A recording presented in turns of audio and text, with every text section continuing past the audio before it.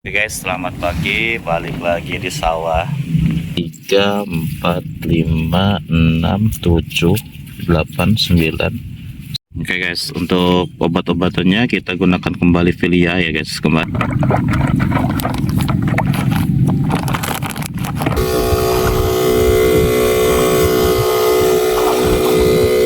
Kapan sih waktunya penyemprotan yang tepat? Ini teman.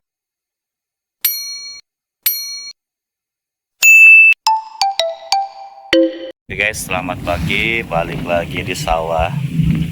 Ini kita udah sekitar padi 30 HST. Kita mau lakukan lagi kembali penyemprotan guys. Kondisi padinya seperti ini guys. Ini udah di 30 HST. Ini padinya udah perkembangannya seperti ini. Dan mungkin sedikit info juga ya guys. Ini kalau dilihat dari pertumbuhannya ini udah cukup bagus, cuman dari sisi anakan mungkin nggak sebagus sawah yang lain ya, karena kebetulan jadi sawah ini tuh kalau orang sini ini bilangnya sawah ini yang paling kurang bagus lah dari sisi tekstur tanahnya. Karena kenapa? Karena lumpurnya itu sedikit kalau yang ini, karena dulunya si topsoil tanahnya itu pernah diangkat 2 tahun ke belakang, 3 tahun ke belakang lah. Jadi si pas waktu kemaraunya itu si tanahnya itu diangkat. Nah, jadi yang tersisa lumpurnya itu hanya sedikit. Jadi perkembangan padinya itu beda lah sama lahan-lahan yang lain.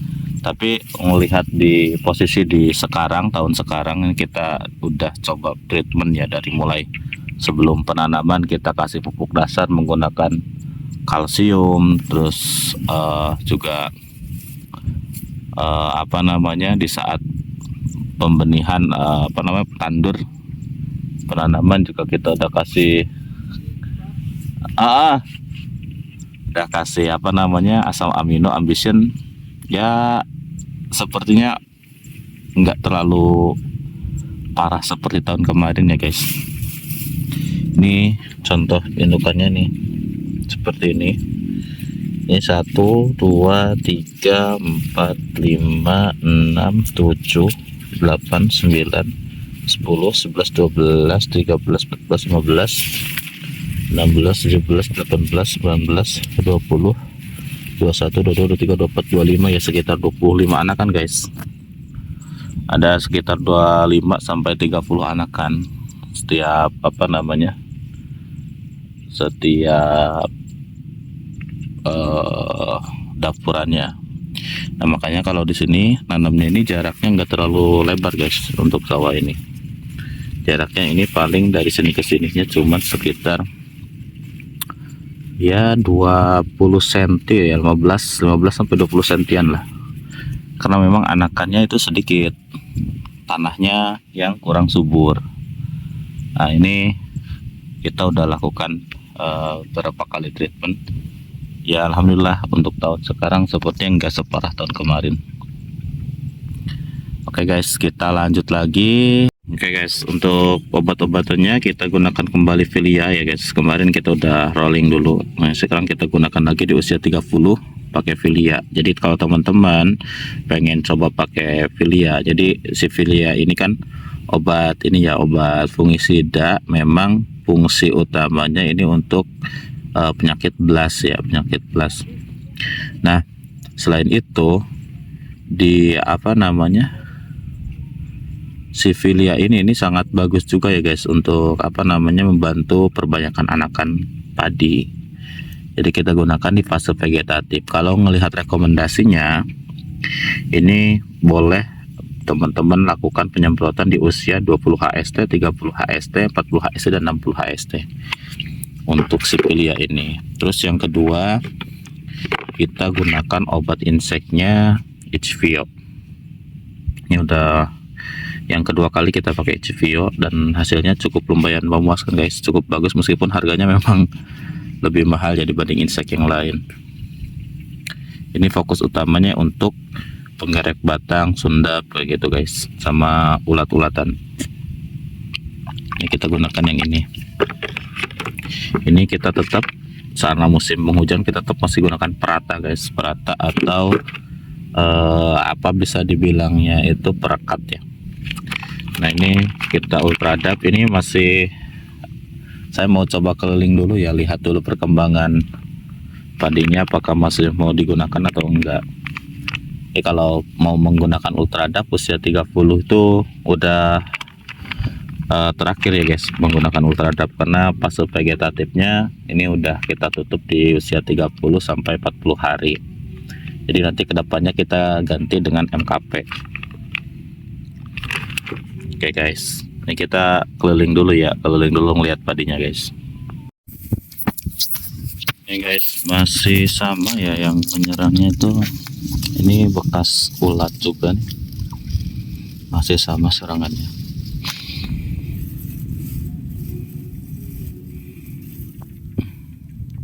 Ini masih nih kena ulat ya. Tuh, bentuknya sama juga tuh, kena serangan ulat juga nih. Pelinting daunnya apa ya kalau dibilangnya ya, dari sini.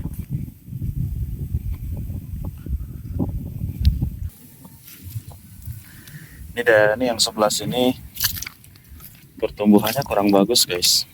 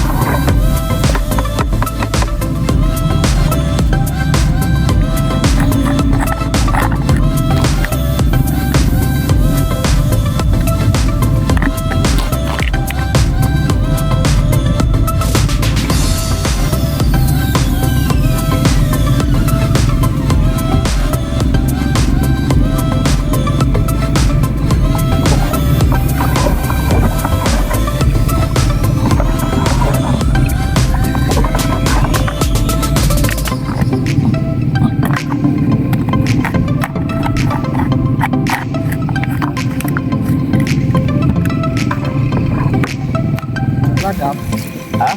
pakai sendok. Ini cuma 4 sekarang mah, kalau awalnya masih 2. Sekarang udah awalnya cuma 2 kali ya.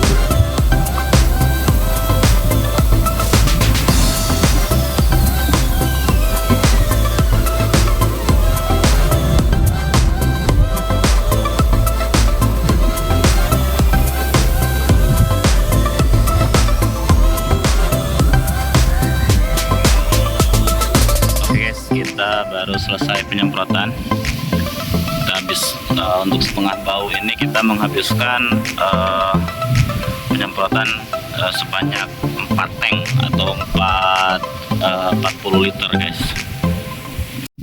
Ya, untuk teman-teman juga yang mengalami kendala seperti di sini ya, lahannya kurang produktif, artinya kurang subur karena karena ada beberapa faktor. Yang salah satunya kalau di sini nih terjadi kenapa tidak subur, karena topsoilnya tuh diangkat ya. Jadi kalau di sini tuh suka ada yang ngejual tanah sawah waktu musim kemarau.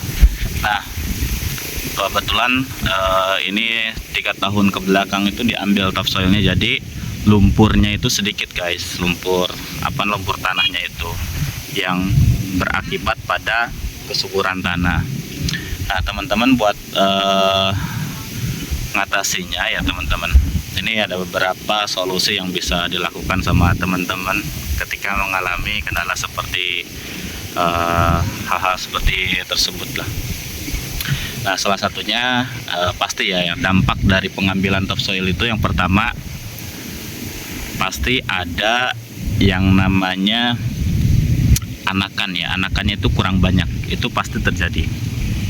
Jadi ketika kita tandur, kita nanam, nah yang harusnya 1 bulan itu atau 30 HST itu sudah banyak anakan. Nah, ini tidak terjadi seperti di lahan pada umumnya gitu. Nah, itu pasti hal itu pasti terjadi. Terus yang kedua juga mungkin ketika pemupukan gitu ke tanamannya itu kurang terlihat lah, karena memang pengurai tanahnya pun di tanahnya nggak ada gitu. Ada beberapa solusi yang teman-teman bisa lakukan. Yang pertama dari mulai persiapan lahan, teman-teman bisa gunakan yang pertama dolomit itu untuk penetral tanah. Terus yang kedua, kalau bisa teman-teman kalau ada ya, karena kebetulan di sini tuh nggak ada ya, kotoran ternaknya bisa teman-teman kalau untuk mengikat tanah, penggemburan lebih cepat, itu gunakan kotoran seperti sapi dan kambing kalau bisa. Nah, cuman kebetulan di sini tuh susah, nggak ada ya. Terus juga kalaupun ada ya mahal gitu. Jadi kemarin kita hanya menggunakan pupuk dasar yang yang dari pemerintah yang kandungan kalsiumnya cukup tinggi, itu kita tebar. Nah, itu masih kurang maksimal, saya lihat sekarang masih kurang maksimal. Terus yang kedua, saat proses tandur atau penanaman itu teman-teman bisa gunakan Ambition. Terserah teman-teman apakah mau dilakukan saat melakukan penanaman atau tandur, atau proses di pas perawatan seperti saat penyemprotan. Itu gunakan yang namanya Ambition atau asam amino ya. Itu fungsinya yang pertama dia untuk recovery. Jadi ketika nanti si tanaman masuk tandur kan pasti ngalami stres. Nah, itu salah satunya untuk antisipasinya bisa menggunakan Ambition atau asam amino. Terus yang kedua, fungsi asam aminonya itu merangsang pertumbuhan akar ya. Meskipun ya tahulah kalau lumpurnya sedikit ya akarnya pun berkembangnya nggak terlalu panjang ya teman-teman. Seperti halnya di sini, ini nggak bisa panjang karena ke bawah tuh tanahnya keras banget guys. Apalagi kan ini kan ada tanah liatnya ya, susah banget ini. Ke dalamnya tuh keras banget. Itu nggak, jadi pertumbuhan akarnya kurang maksimal. Nah itu teman-teman bisa gunakan itu Ambition. Terus juga dia untuk sedikitnya membantu untuk proses perbanyakan anakan gitu. Nah untuk kesananya mas silahkan teman-teman mau menggunakan insek atau fungi disesuaikan aja ya, disesuaikan aja karena sebenarnya mau merek apapun, mau ini apapun, kalau teman-teman paham, kalau teman-teman tahu fungsinya untuk apa dan kondisi tamannya seperti apa ya itu nggak masalah ya, mau itu Syngenta, mau itu Bayer, mau itu apalagi lah terserah ya, itu bebas-bebas saja, suka-suka teman-teman yang mana. Nah lalu teman-teman mesti bertanya ya, waktu tepat atau interval penyemprotan itu berapa hari sekali sih gitu dalam budidaya padi ini. Setiap wilayah, setiap tempat mungkin akan selalu berbeda ya. Khususnya kalau di sini karena kebetulan gak ada tanaman lain ya, cuman padi, jadi sepanjang tahun itu padi terus. Artinya si hamanya itu ya hama padi di sini ngumpul semua gitu.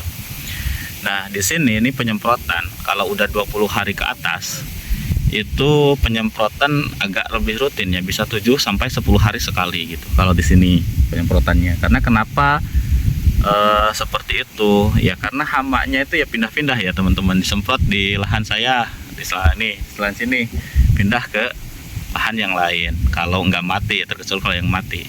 Nah nanti disemprot di lahannya lain, pindah lagi ke lahan kita. Itu memang prosesnya agak rumit ya kalau di daerah seperti ini. Berbeda mungkin di teman-teman di daerah-daerah yang enggak seperti ini, yang biasa rolling tanam, misalkan dari padi ke jagung, dari jagung nanti musim hujannya lagi ke padi, atau apa lagi ya, beda lah yang melakukan rolling tanaman itu pasti beda hamanya, nggak terlalu banyak seperti yang di sini. Itu mungkin akan lebih jarang. Bisa penyemprotan itu dilakukan hanya saat 20 HST, 30 HST, 45 HST, terus 60 HST, 70 HST, 80 HST sampai nanti ke titik panen. Itu pasti seperti itu gitu. Beda-beda beda-beda di setiap wilayah. Terus juga kapan sih waktunya penyemprotan ya? Kapan sih waktunya penyemprotan yang tepat? Ini teman-teman sudah pasti, petani sudah pada paham ya, kalau penyemprotan itu kalau pagi diusahakan di bawah jam 10 ya, di atas jam 7 kalau bisa. Karena kenapa? Kalau di bawah jam 7 itu biasanya masih ada embun yang menempel di daun. Nah langkah lebih baiknya itu dilakukan penyemprotan itu di atas jam 7, di bawah jam 10 gitu. Terus yang kedua, kalau sore hari itu teman-teman bisa ambil di bawah jam 3 sore ya. Di bawah jam 3 sore artinya bisa jam 4 sore, jam 5 sore kayak gitu. Itu bisa dilakukan penyemprotan gitu. Terus juga teman-teman kemarin banyak yang nanya juga, apakah penting sih pakai nyemprot pakai perata atau penembus lah istilahnya, atau apalagi perekat ya istilahnya. Kalau saya bilang kalau musim penghujan tuh cukup penting ya, karena kenapa? Karena intensitas hujannya cukup tinggi. Jadi salah satunya supaya efektivitas penyemprotannya juga lebih efektif, itu saya sarankan pakai untuk musim hujan. Terkecuali kalau musim kemarau, yang mau pakai silahkan, yang enggak ya enggak apa-apa. Kalau pengen lebih efektif ya pakai gitu, nggak masalah sih sebenarnya. Apakah perata itu harus dilakukan setiap penyemprotan? Ya, saya katakan ya. Mulai dari vegetatif, generatif, silahkan lakukan. Oke guys, mungkin segitu dulu ya penjelasan untuk hari ini kegiatan penyemprotan. Ini kita udah selesai. Thank you yang sudah menonton dari awal sampai akhir. Jangan lupa like dan subscribe guys, untuk bantu pertumbuhan channel ini. Thank you. Selamat beraktivitas kembali guys.